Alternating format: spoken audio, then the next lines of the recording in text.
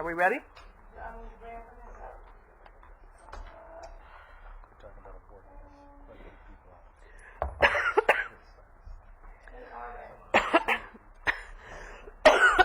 Okay then.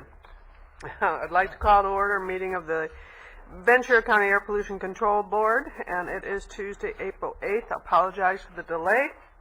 We'll get underway. Please join me in the Pledge of Allegiance to the flag. Ready, begin. I pledge allegiance to the flag of the United States of America and to the republic for which it stands, one nation, under God, indivisible, with liberty and justice for all. Thank you, and we have before us the minutes of the meeting of March 11th, and the request is to continue to May 13th.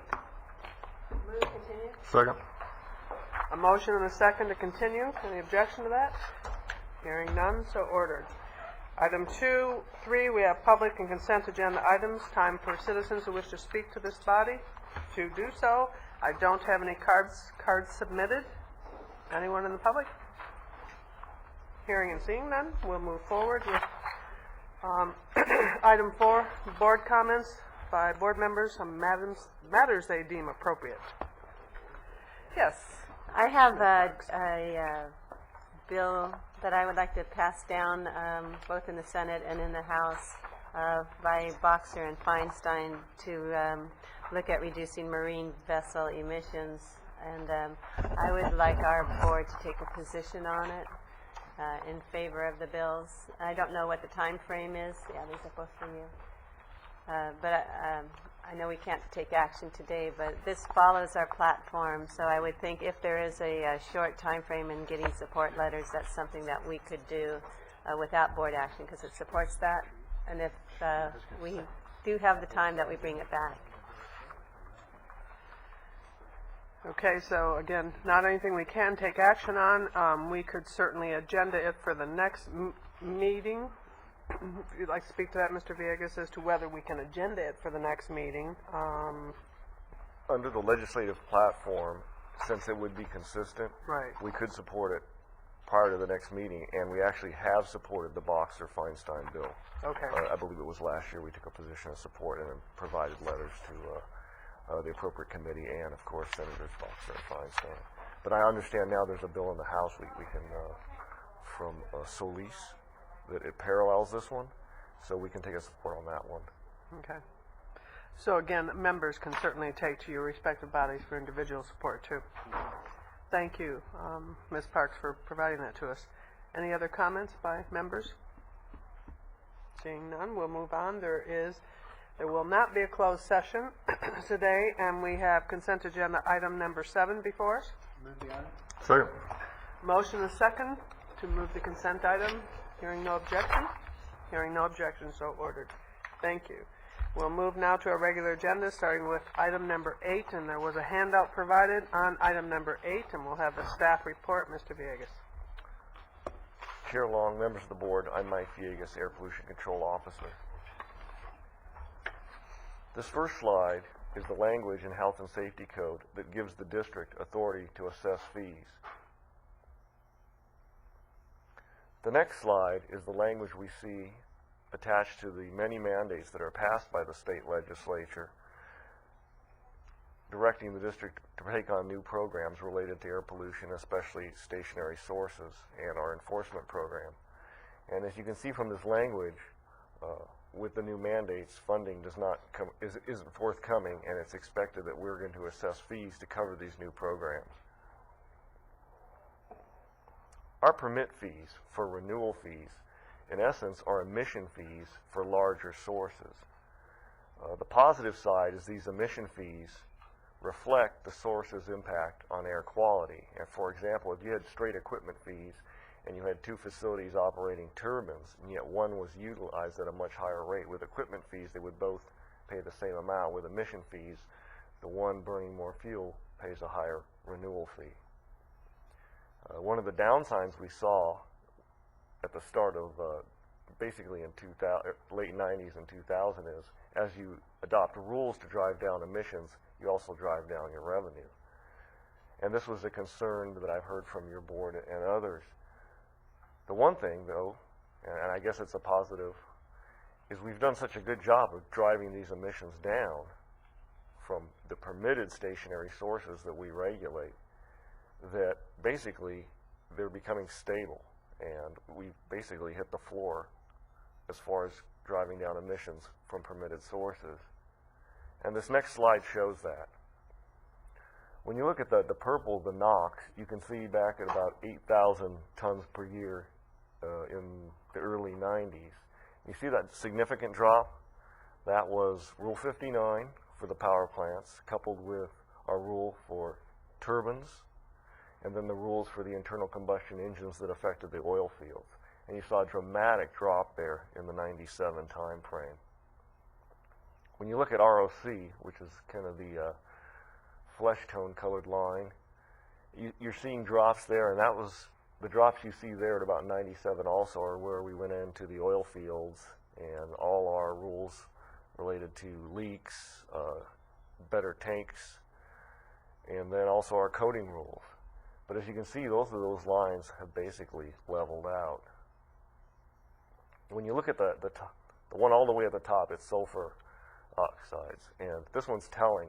That big drop you see in the 2000 and then 2001 time frame that's when Southern California Edison took the ability to burn fuel oil off of their permit.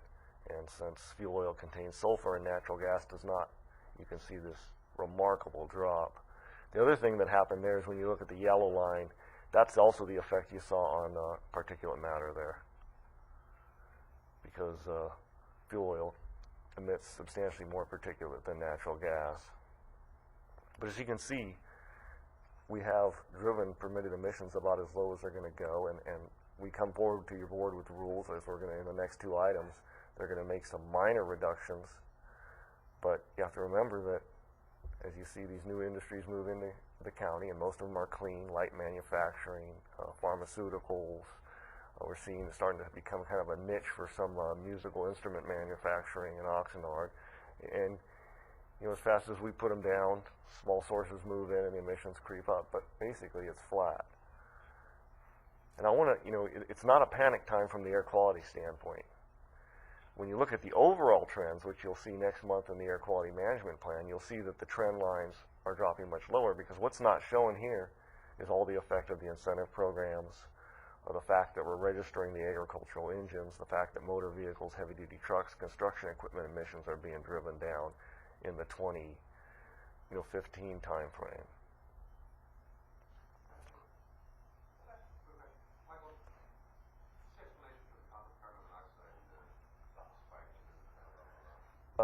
What happened with when Edison went and put on controls and decided to burn more natural gas, right there you see when the NOx went down and the CO went up. Actually, natural gas will emit more carbon dioxide than fuel oil. And the issue, it's really not a disbenefit. In Ventura County, our carbon monoxide levels are so low, the EPA looked at them after about 20 years of monitoring and basically told us to stop monitoring for it.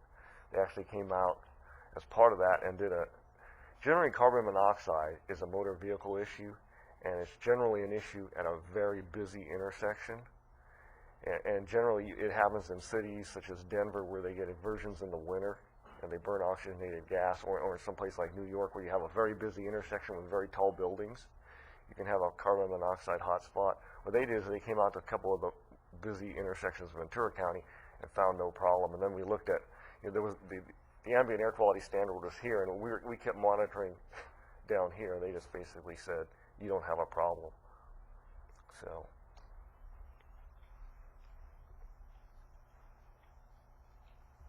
So really, when you look at our permitted fees, it's really a hybrid program. The fees are based on emissions for the larger sources, but a minimum fee for sources 5 tons per year and less is paid by 870 of the 1,370 facilities we actually have on permit. So the majority of facilities actually pay a minimum fee, and you can think of these as an equipment fee or whatever you want, but it really doesn't vary with emissions. One of the other things that have been suggested to us is, why don't you charge these facilities based on the total hourly cost of the district? And if you look at small businesses, I think if we did that, their fees would dramatically increase to a point where it would be too much of a burden on them. But we do, when we process permits, we do charge on an hourly rate. We also have additional fees for facilities that require numerous source tests in going out to observe those. If we go out to observe the source tests or we're reviewing those source test results, we charge an additional fee for the sources that are complex. These fees we collect from stationary sources obviously need to cover permitting and source testing, but they also need to cover our inspection and enforcement program. In developing an air quality management plan, they cover our planning efforts, our strategy developments, which is the new control measures, and our emission inventory. They also cover a portion of our air quality monitoring network. We use motor vehicle fees that we receive to cover for about 52% of the emissions that motor vehicles are responsible for in that monitoring network, but the rest is covered with permit fees and federal grant. It also covers our efforts in rule development and overhead, and one thing on overhead is, since we've reduced the number of management staff, we've definitely pushed that cost down. The proposal before your board would be an 8% increase effective the start of the next fiscal year. For the sources paying the minimum, it would be an annual increase of $38, and it would be $148,000 in additional revenue for the district. I think this next slide is quite telling. If you went back to look at the renewal fees collected in fiscal year 90-91, you can see we were just under $2.5 million. Even with the proposed fee increase, for next fiscal year, we'd collect approximately $2 million. So in actuality, the regulated community, the permitted facilities, are paying less than they did in fiscal year 90-91. And if you adjust that 90-91 for inflation, you can see it's actually quite dramatic. That's all I have, and I'll be happy to answer questions. Other questions? Okay, I have a question. So your fees are basically we're imposing fees to cover our costs, right? That's correct. It's a way. It's a mandate. Then you got to find a way to pay for Cover the the mandate. cost. You got to charge these businesses. And I read here that your advisory committee didn't recommend a proposed change. Yeah, and it's interesting, and I'll go into that. What happened is, as you're aware, your board's standing committee is really the budget review committee. And last year, there was an individual on the advisory committee that wanted to form up the advisory committee to review the budget. I went to the standing committee, and the response was, no, that's the board's purview. There were actually people on the advisory committee who thought we should be adding staff while I was cutting staff due to the budget deficit. And when we came back this year, the basic premise that I heard was that since this is strictly a policy call, we're not changing the verbiage in the rule, we're just changing the fee rate. They felt they weren't the appropriate reviewing body for that policy decision. Okay. On the other side of this, it sounds like you've done a great job at reducing what I guess has been asked to be reduced, right? These pollutants. As you reduce and you find less to do, your staff shrinks because less work to do? To a degree. We've done that. We're certainly, when you look at our rule development staff, we're probably down to, we used to have 5 engineers developing the rules in the 90s when you saw the dramatic reductions. Once we adopted all the rules, we're down to about, I'd say 1.5, maybe 1.25 FTE working on rules, because those 2 staff people also cover source testing, incentive programs, special projects, etc. So yes, we are shrinking. On the other hand, we have more facilities on permits, so we have not reduced any on our compliance side, and that's, to me, that's a critical component of the district. Right now, there's some advocacy groups on the environmental side in Sacramento, basically going around telling a story that districts don't adequately enforce their rules. And they look at situations where, look at this refinery has continual, especially in the Bay Area and the South Coast, they see this refinery has continual violations. Well, you could send an inspector into any refinery, the best maintained refinery in the world, and they could find a violation on any single day because there's so many components that could potentially leak. And I think that for us to do a job that's going to pass muster with the state legislature and our oversight agencies, we need to maintain that compliance effort where it's at right now. Right. Well, I think compliance is good. It's just I have a hard time raising fees on people when they've done what you've asked them to do and reduce what they've done. But because we've we've done such a good job, but we've got to raise fees in order to pay for ourselves. I mean, on the compliance side, if they're required to have compliance, I mean, I'd rather, we're coming out there, we have to do this by law, then we charge you to come out and do it. But just the permit fee to have a permit is a difficult one. And it is. And when you look at on our permit side, we used to have we've cut at least 2 permit engineers. And I mean, that's off the top of my head looking back. One of the things you hear the support from the regulated community for our district on the fee increases is they like the timely service they receive with permits. They also like the fair treatment. We have nearly 1,400 facilities on permits. We have 3 permit engineers and a supervising engineer over them, and we're handling those permits. And you know, there's significant modifications are constantly coming up. So I think we're lean on that side, and we do an excellent job because we have very experienced staff. They've all, I think, at least have 10 years experience in it. We're able to keep our costs down on that front.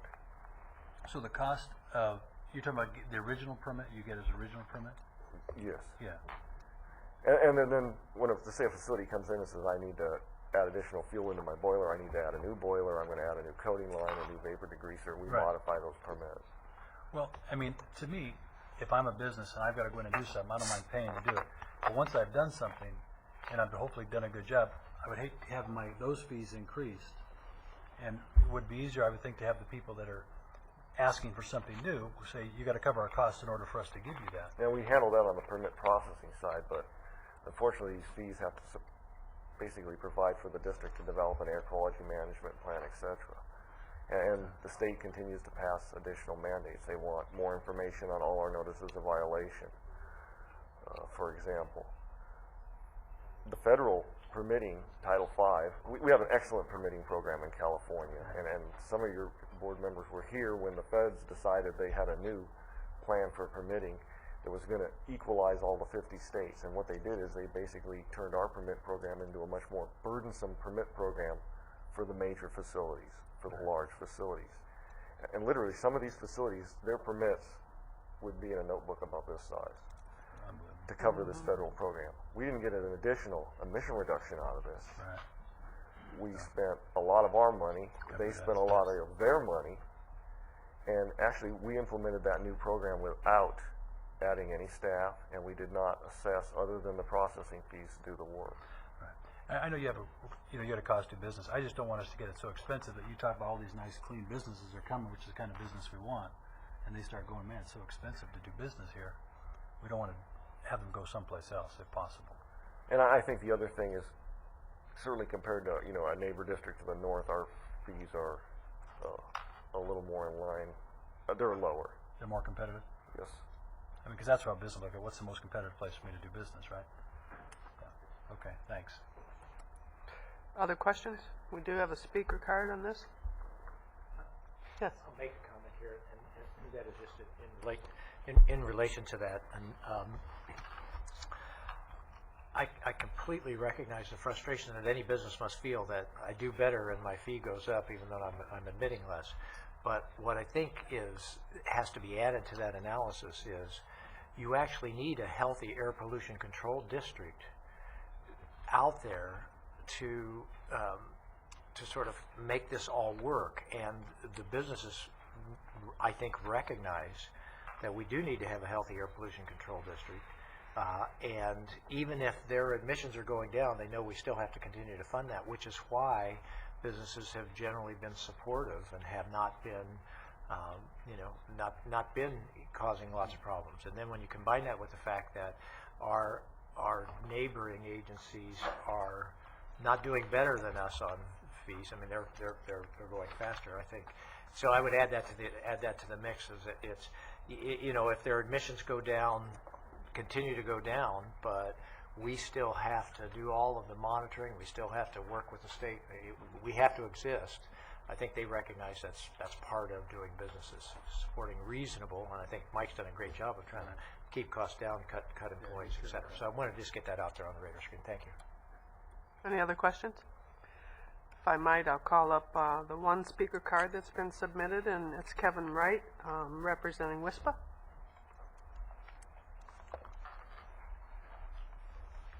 Thank you for being here. Good morning.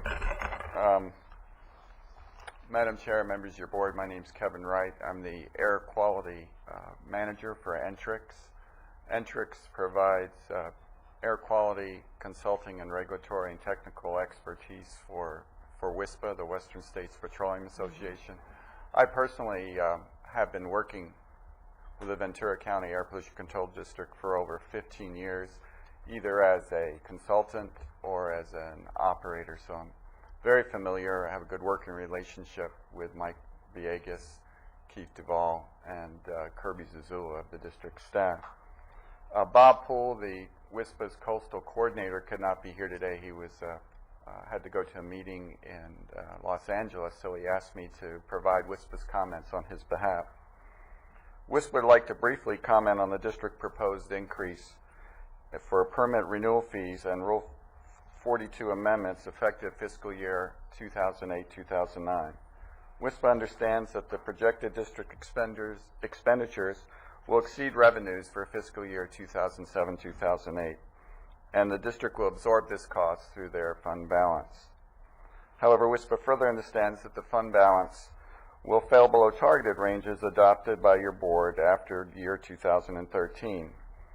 This situation arises from the requirement for higher contributions to the county retirement fund, reductions in federal grant funding, and no expectations for increases in state funding due to the current fiscal crisis. Therefore, today your board is considering a proposal by staff for an 8% increase in annual permit renewal fees, and according to staff will help stabilize the district's fund balance in the future. WISPA's Coastal Air Strategy Group represents the permitted oil and gas production facilities in Ventura County, Santa Barbara County, and San Luis Obispo County. We have discussed the proposed fee increase with our member companies, and upon consideration of this proposed fee increase, there was no opposition raised by our member companies to this proposed fee increase.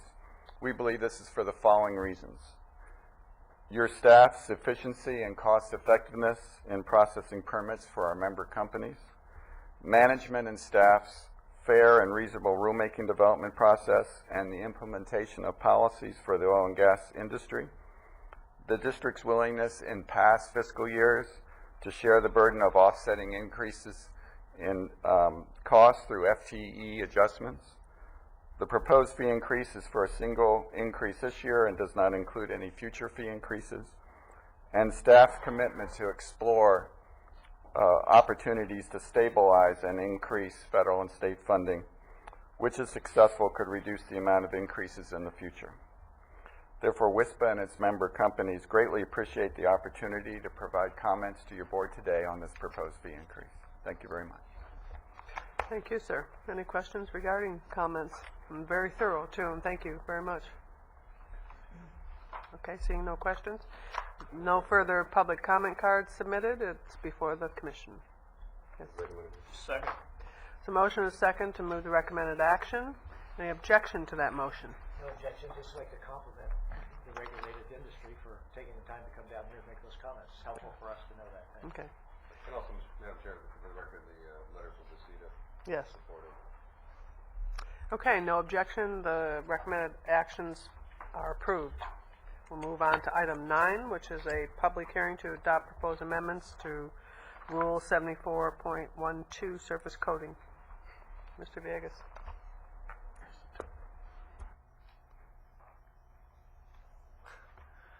This is a rule that's been on the books since 1985, and it deals with gasoline, diesel, and jet fuel that has leaked into soil, generally from a leaking underground storage tank or associated piping.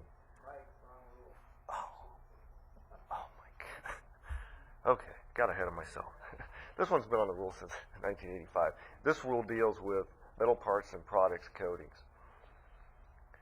And the reason we're here today is under state law, the district needs to implement all feasible measures. And under the California Cleaner Act that was adopted in 1988, they set up a program where you were supposed to reduce your emissions by 5% on average per year over a 3-year period. But the legislature also realized in most districts we were moving forward on rulemaking at a very expeditious pace, and they realized that in the future this would not, you could not keep that pace of reductions, the percentage going, and they realized that.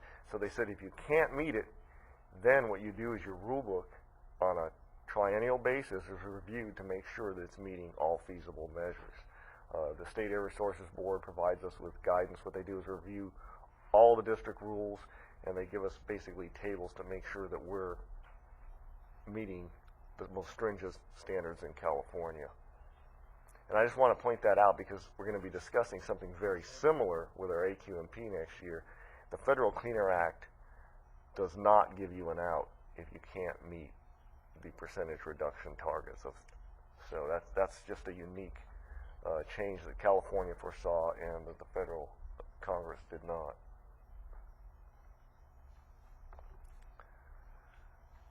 What we're proposing today is to reduce some of the solvent cleaning limits, basically lower ROC content in the solvents used to clean up, and reducing in a couple categories the ROC limits and removing a laboratory furniture limit. What we found is there's one laboratory furniture operation in Ventura County, and they're already using coatings that meet the general limits, so they're not going to need that special category, which used to be set higher.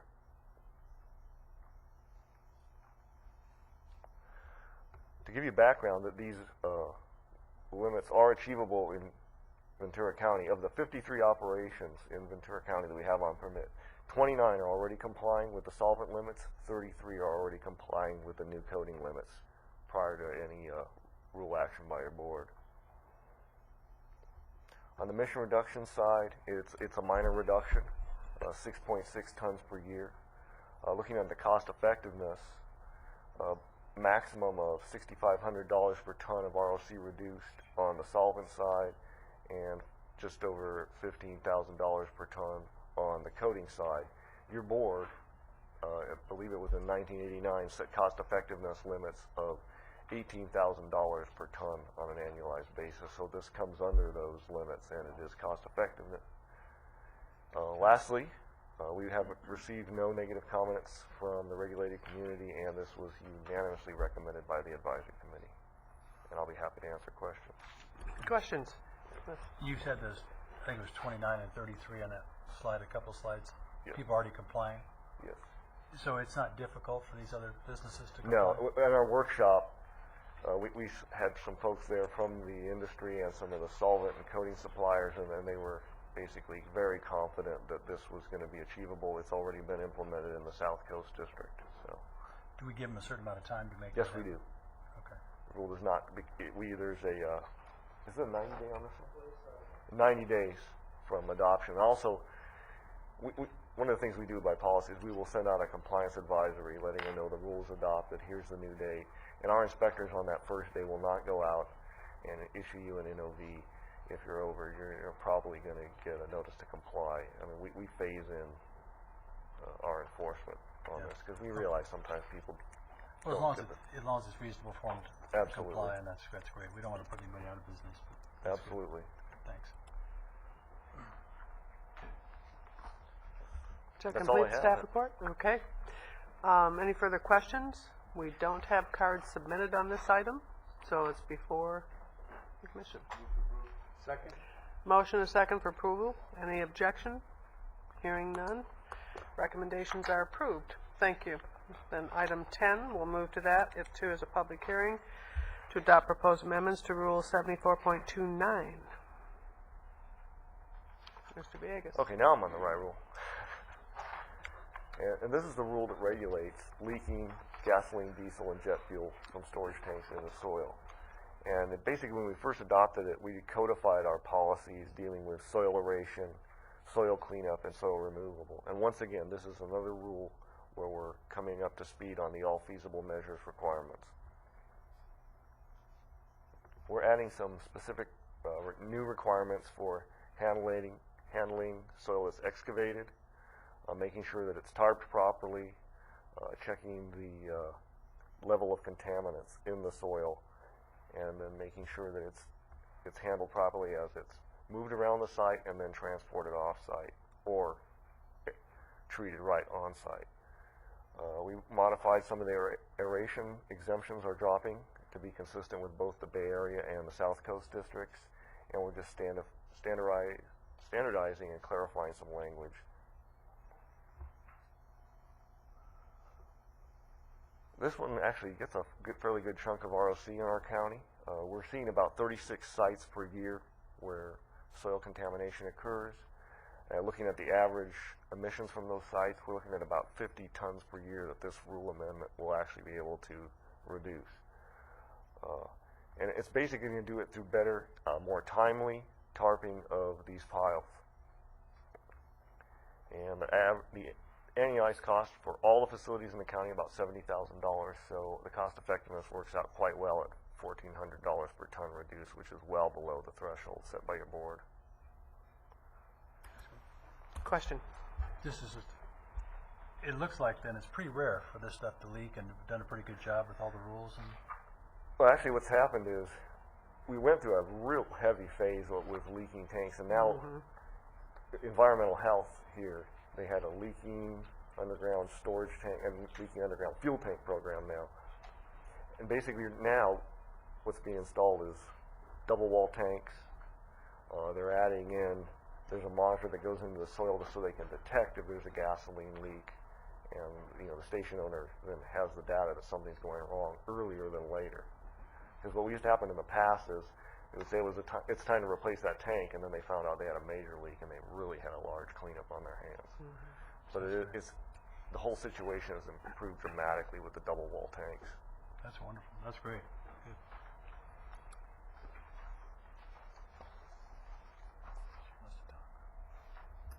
We have a question? I do. With the removal of the exemption fee on Rule 44, do you expect a decrease in the estimated revenue to the district? Absolutely not, because it was actually an exemption for small soil contaminated sites that were further than 1,000 feet from a school, and actually the exemption was never used in the past decade, so we're not expecting any decrease. That's why we're appealing it. Anything further on the staff report? That's all Any I have. questions, further questions? I have a couple regarding the exemptions for contaminated soil to be moved. And I'm just wondering, I'm seeing that on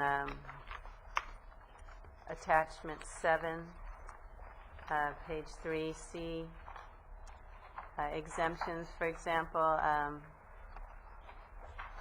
it doesn't apply to soil that was contaminated by a leaking storage tank in an agricultural operation. Is that because that is handled by the Ag Commissioner's office, or is it just exempt? This is a permit exemption rule, and we don't currently have authority to permit those tanks at the egg facility. So there's no permit currently required? For that facility, no. Okay, so I'm just wondering if anything that we've added to this, like C2B also talks about loading transport activities performed for the sole purpose of complying with state laws. I just want to make sure that what we're exempting here doesn't exempt from other laws that may be a requirement. Actually, when you look at these, there was just clarifying language. In B, there's no change in the actual intent. Same thing with C. And we're actually tightening the exemption in D and E.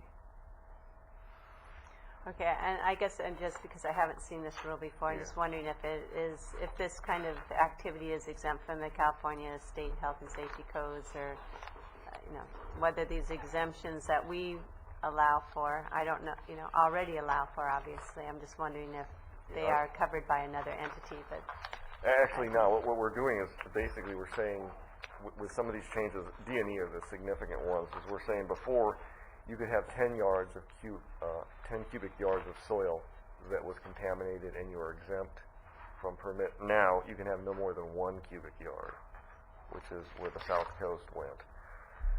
And the other hand, before in E you were allowed to, it didn't apply to a spilt of a barrel of fuel. Now it's only a 5-gallon exemption. So we're actually making, the rules in essence are becoming more stringent. and the same would be for F, 2F. If it's used for daily cover, That's right, and then that one's, like I said, that's a clarification again.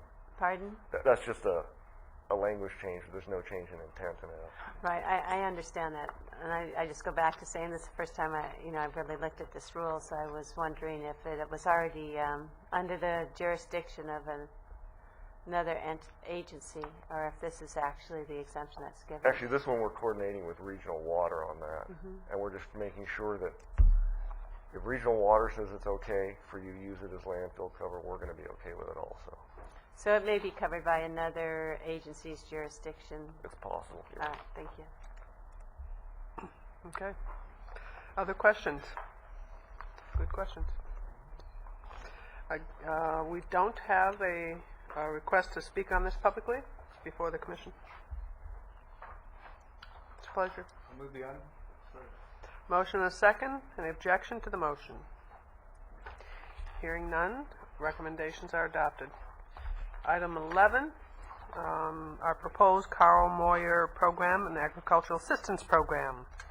Good morning. Good morning, Chair Long, board members. I'm Chris Frank, supervising air quality engineer. We're recommending that you approve grants totaling just over $423,000 to help pay for 31 new diesel engines to repower irrigation pumps. The new engines are about 80% cleaner and 10% more efficient.